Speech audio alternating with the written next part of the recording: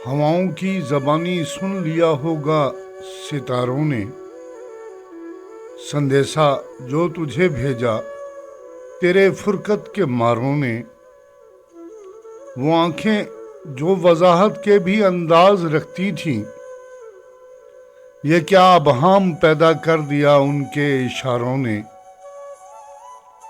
कहा एक तजुर्बे ने, देख ये होती है मजबूरी, गले से पत्थरों को जब लगाया आबशारों ने। पहनने को दिया आखिर लिबादा खुश्क पत्तों का, खिज़ां को एक सुतीली बहन समझा बहारों ने।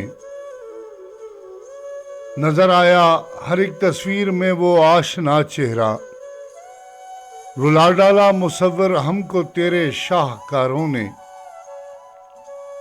खुदा जिसकी जबान से बोलता था वो चढ़ा सूली, ये नज़ारा खुद अपनी आंख से देखा हजारों ने। वो देता है कतील और बेखुशामद मुझको देता है, खुदा मेरा नहीं देखा तेरे परवरदिगारों ने।